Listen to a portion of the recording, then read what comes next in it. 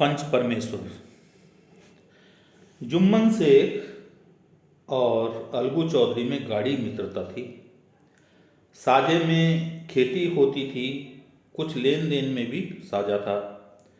एक को दूसरे पर अटल विश्वास था।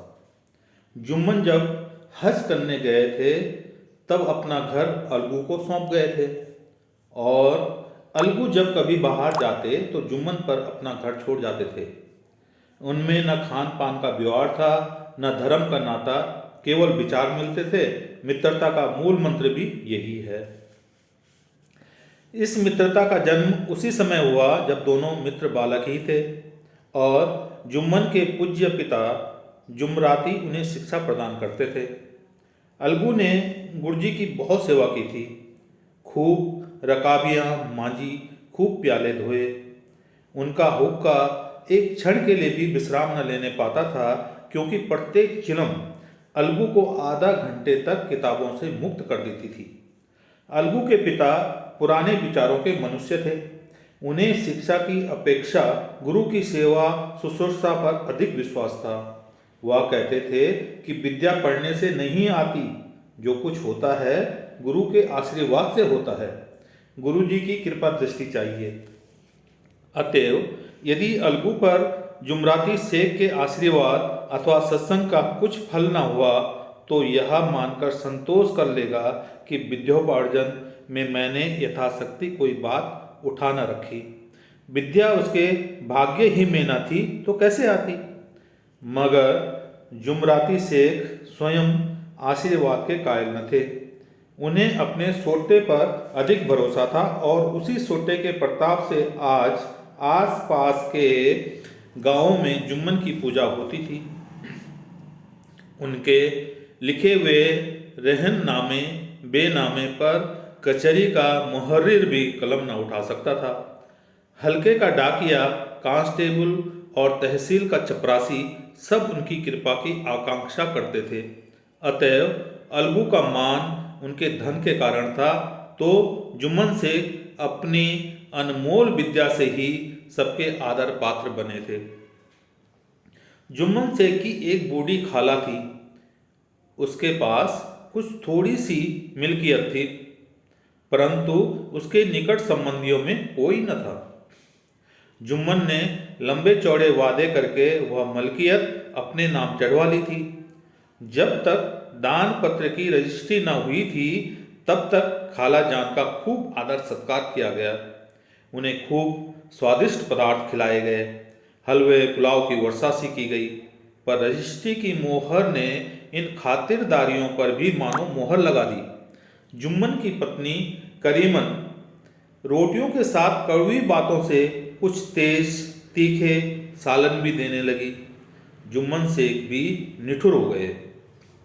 अब बेचारी खाला जान को पराया नित्य ही ऐसी बातें सुननी पड़ती थी। बुढ़िया न जाने कब तक जिएगी।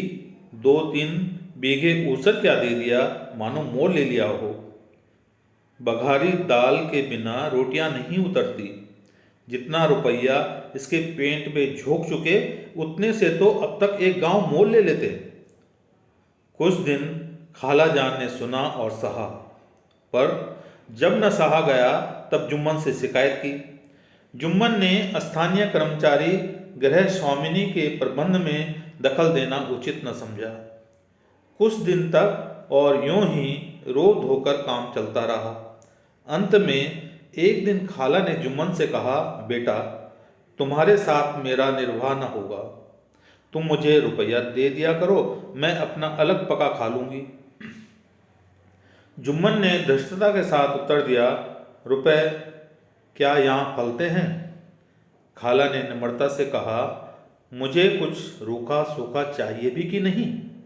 जुम्मन ने गंभीर स्वर से जवाब दिया, तो कोई यह थोड़ी ही समझा था कि मौत से लड़कर आई हो। खाला बिगड़ गई। उन्होंने पंचायत करने की धमकी दी। जुम्मन हंसे।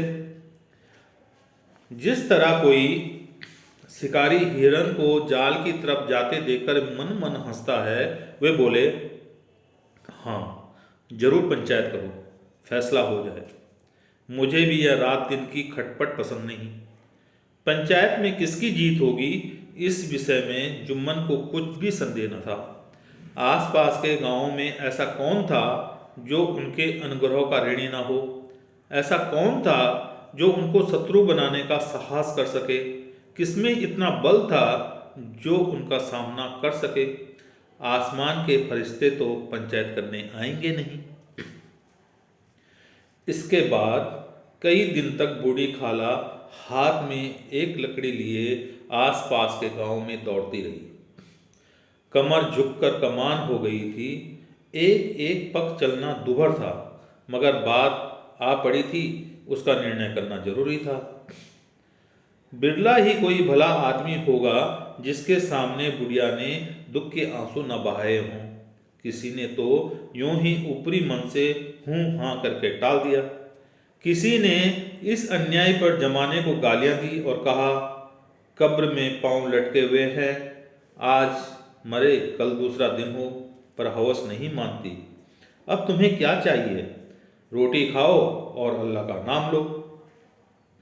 तुम्हें खेती बाड़ी से अब क्या काम? कुछ ऐसे सज्जन भी थे जिन्हें हास्य के रसास्वादन का अच्छा अवसर मिला।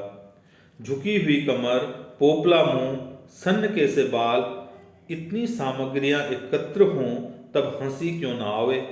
ऐसे न्यायप्रिय दयालु दीन वत्सल पुरुष बहुत कम थे जिन्होंने उस अबला के दुखड़े को गौर से सुना और उसको सांत्वना दी हो। चारों ओर से घूम घाम कर बेचारी अलगू चौधरी के पास आई, लाठी पटक दी और दम लेकर बोली, बेटा तुम भी क्षण भर के लिए पंचायत में चले आना। अलगू बोला, मुझे बुलाकर क्या करोगी? कई गांवों के आदमी तो आवेंगे ही। खाला बोली, अपनी विपत तो सबके आगे रो आई हूं, अब आने न आने का अख्तियार उनको है। अलगू बोला, यूं आने को मैं आऊंगा, मगर पंचायत में मुंह न खोलूंगा। खाला बोली, क्यों बेटा? अलगू बोला, अब इसका क्या जवाब दूं? अपनी खुशी। जुम्मन मेरे पुराने मित्र हैं, उनसे बिगाड़ नहीं कर सकता। खाला बोली, बेटा क्या बिगाड़ के भय से ईमान की बात ना कहोगे? हमारे सोए हुए धर्म ज्ञान की सारी संपत्ति लुट जाए तो उसे खबर नहीं होती, परंतु ललकार सुनकर वह सचेत हो जाता है, फिर उसे कोई जीत नहीं सकता। अलगू इस सवाल का कोई उत्तर ना दे सके, पर उनके हृदय में ये सब गूंज रहे थे, क्या बिगाड़ के भय से ईमान की बात ना कहोगे? संध्या समय एक पेड़ के नीचे पंचायत बैठी। शेख जुम्मन ने पहले ही से फर्श बिछा रखा था। उन्होंने पान, इलायची, हुक्के, तंबाकू आदि का प्रबंध भी किया था। हाँ, वे स्वयं अलबत्ता अलगू चौधरी से जरा दूर बैठे हुए थे। जब पंचायत में कोई आ जाता था तब दबे हुए सलाम से उसका स्वागत करते थे। जब सूर्य अस्त हो गया और चिड़ियों की कलरव युक्त पंचायत पेड़ों पर बैठी, तब यहाँ भी पंचायत आरंभ हुई। फर्श की एक एक उंगल जमीन भर गई, पर अधिकांश दर्शक ही थे। निमंत्रित महाशयों में से केवल वही लोग पधारे थे जिन्हें जुम्मन ने अपनी कुछ कसर निकालनी थी। एक कोने में आग सुलग रही थी। नाई ताबड़तोड़ चिलम भर रहा था। यह निर्णय करना असंभव था कि सुलगते हुए उपलों से अधिक धुआं निकलता था या चिलम के दमों से। लड़के इधर उधर दौड़ रहे थे, कोई आपस में गाली गलौज करते और कोई रोते थे। चारों तरफ कोलाहल मच रहा था। गांव के कुत्ते इस जमाव को भोज समझकर झुंड के झुंड जमा हो गए थे। पंच लोग बैठ गए तो बूढ़ी खाला ने उनसे विनती की, पंचों, आज 3 साल हुए। मैंने अपनी सारी जायदाद अपने भांजे के नाम लिख दी थी। इसे आप लोग जानते ही होंगे। जुम्मन ने मुझे हीन हयात रोटी कपड़ा देना कबूल किया था। साल भर तो मैंने इसके साथ रो धोकर काटा, पर आप रात दिन का रोना नहीं सहा जाता। मुझे न पेट भर रोटी मिलती है और न तन का कपड़ा। बेबस बेवा हूँ, कचहरी दरबार कर नहीं सकती। तुम्हारे सिवाय और किसे अपना दुख सुनाऊं? तुम लोग जो राह निकाल दो उसी राह पर चलो। अगर मुझ में कोई ऐब देखो, मेरे मुंह पर थप्पड़ मारो। जुम्मन में बुराई देखो तो उसे समझाओ, क्यों एक बेबस की आह लेता है। पंचों का हुक्म सिर माथे पर चढ़ाऊंगी। रामधन मिश्र, जिनके कई असामियों को जुम्मन ने अपने गांव में बसा लिया था, बोले, जुम्मन मियाँ, किसे पंच बत्ते हो? अभी से इसका निपटारा कर लो, फिर तो कुछ पंच कहेंगे वही मानना पड़ेगा। जुम्मन को इस समय सदस्यों में विशेषकर वही लोग दिख पड़े जिनसे किसी न किसी कारण उसका वैमनस्य था। जुम्मन बोले, पंचों का हुक्म अल्लाह का हुक्म है। खाला जान जिसे चाहे बदे, मुझे कोई उज्र नहीं।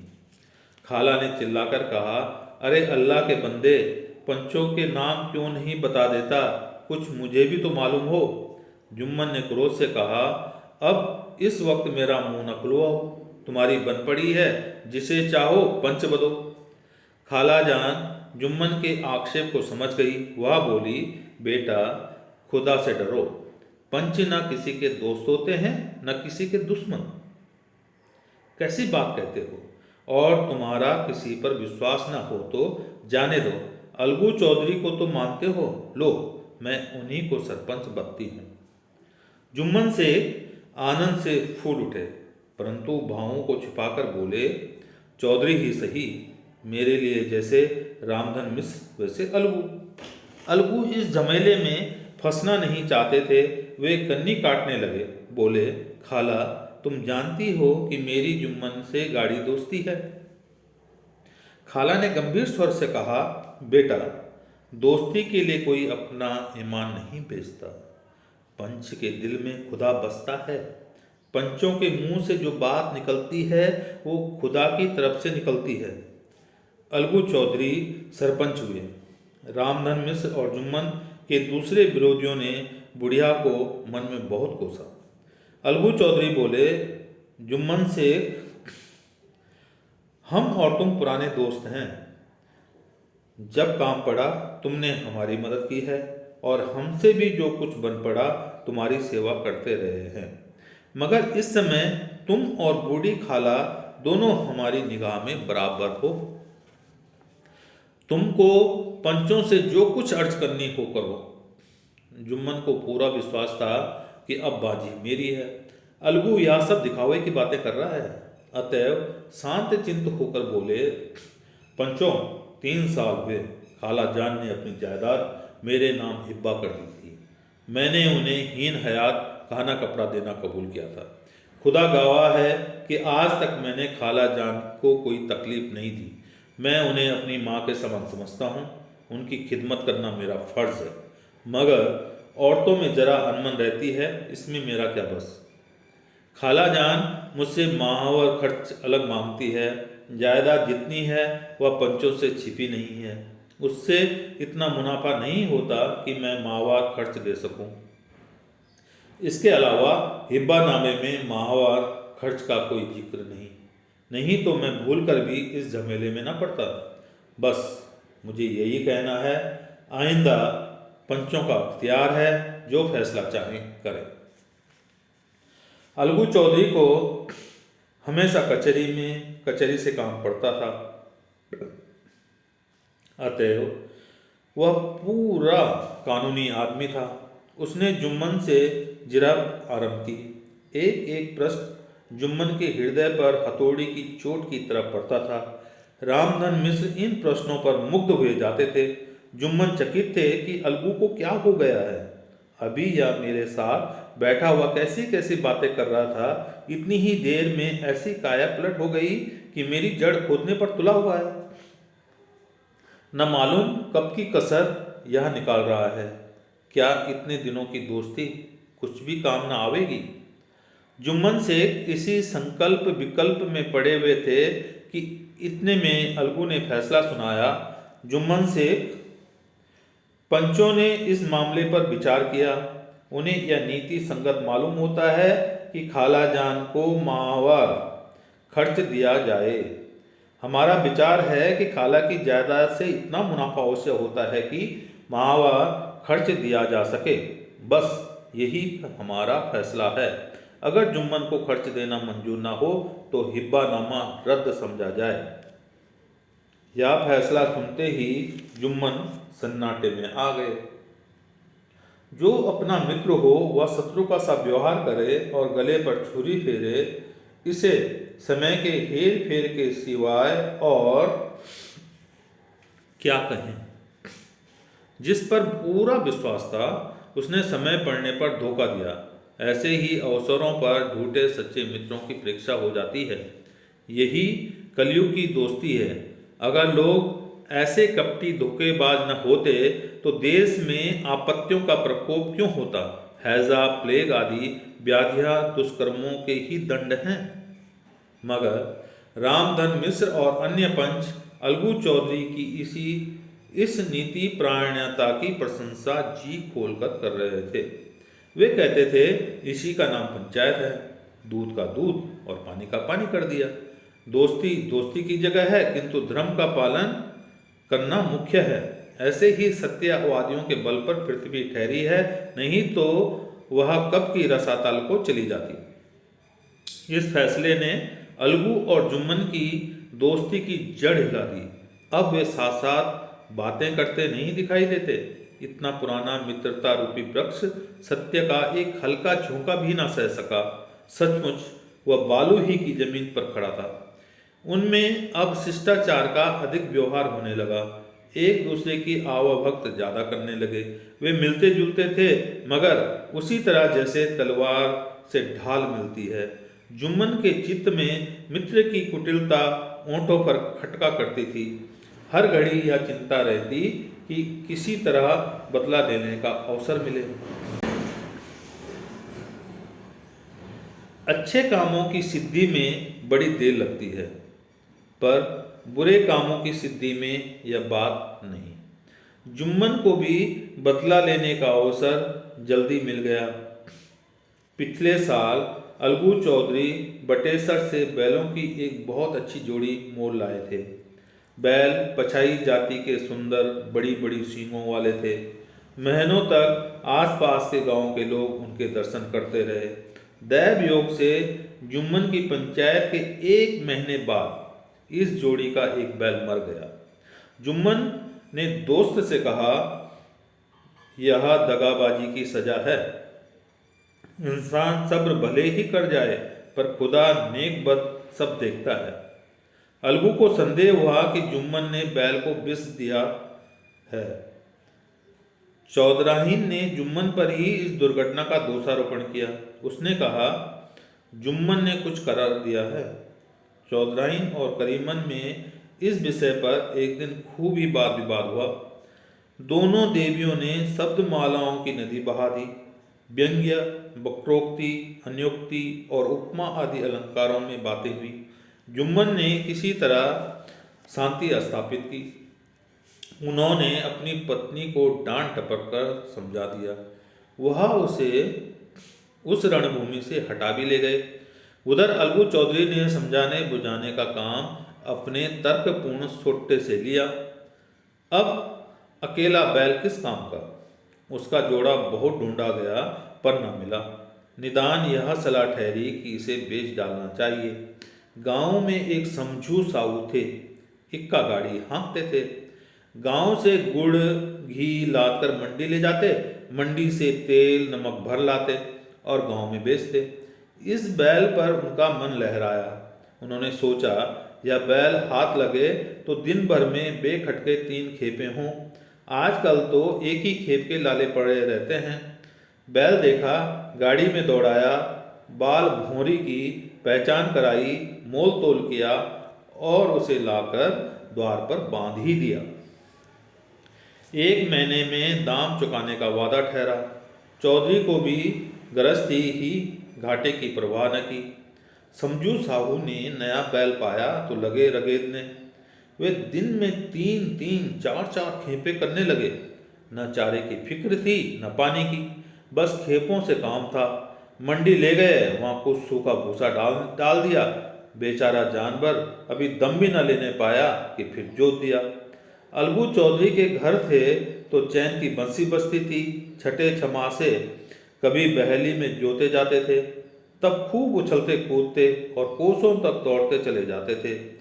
वहाँ बैलराम को राति साफ पानी, दली हुई अरहर की दाल और भूसे के साथ साथ खली, और यही नहीं, कभी कभी घी का स्वाद भी चखने को मिल जाता था।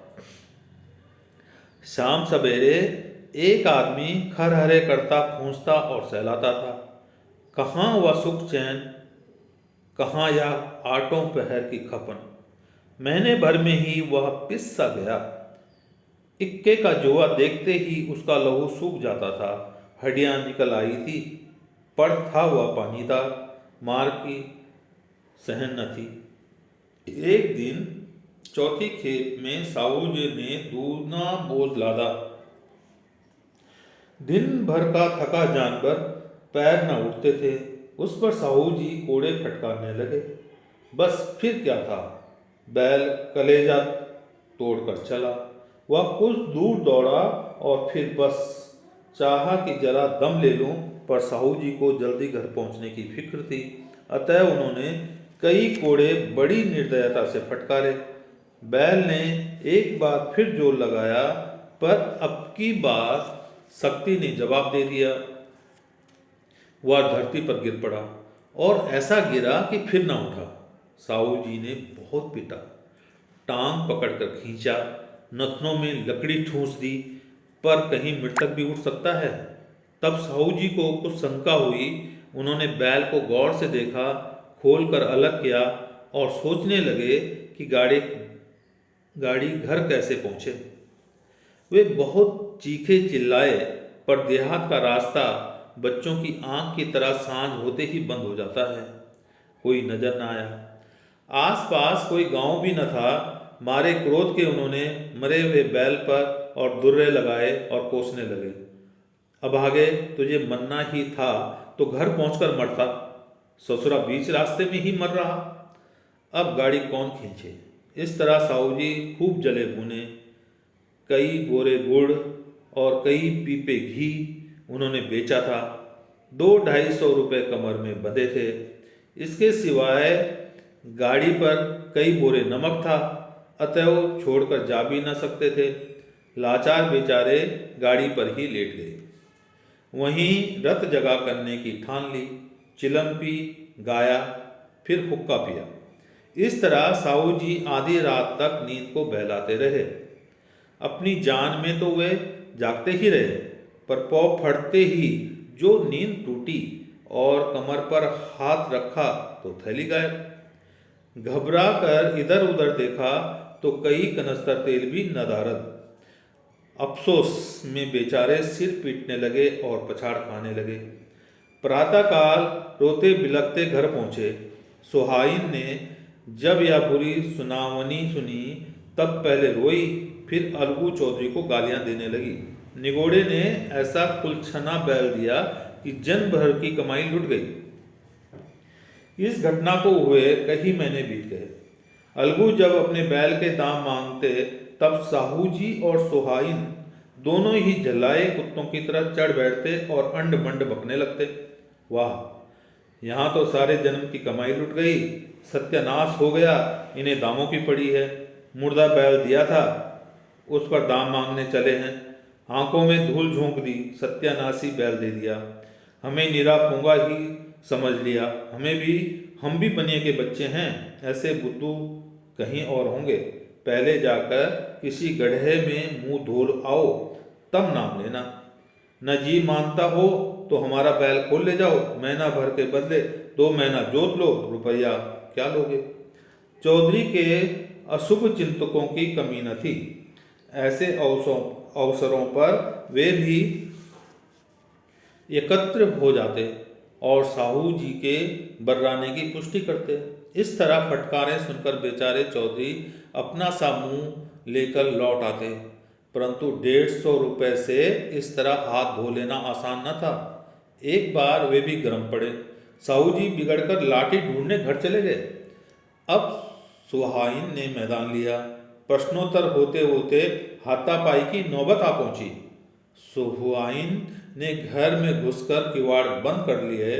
शोरगुल सुनकर गांव के भले मानुस जमा हो गए। उन्होंने दोनों को समझाया, साहू जी को दिलासा देकर घर से निकाला। वे परामर्श देने लगे कि इस तरह सिर्फ फुटबॉल से काम न चलेगा, पंचायत करा लो, जो कुछ तय हो जाए उसे स्वीकार कर लो। साहू जी राजी हो गए। अलगू ने भी हामी भर ली। पंचायत की तैयारियां होने लगी। दोनों पक्षों ने अपने अपने दल बनाने शुरू किए। इसके बाद तीसरे दिन उसी वृक्ष के नीचे पंचायत बैठी। वहीं संध्या का समय था। खेतों में कौवे पंचायत कर रहे थे। विवादग्रस्त विषय यह था कि मटर की फलियों पर उनका अधिकार है या नहीं, और जब तक यह प्रश्न हल न हो जाए तब तक वे रखवाले की पुकार पर अपनी अप्रसन्नता प्रकट करना आवश्यक समझते थे। पेड़ की डालियों पर बैठी शुक मंडली में यह प्रश्न छिड़ा हुआ था कि मनुष्य को बेमुरब्बत कहने का क्या अधिकार है, जब उसे स्वयं अपने अपने मित्रों को भी दगा देने में संकोच नहीं होता। पंचायत बैठ गई तो रामधन मिश्र ने कहा, अब देरी क्यों, पंचों का चुनाव हो जाना चाहिए। बोलो चौधरी, किस किस को पंच बनते हो? अलगू ने दीन भाव से कहा, समझू साहू ही चुन लें। समझू खड़े हुए और कड़क कर बोले, मेरी ओर से जुम्मन शेख।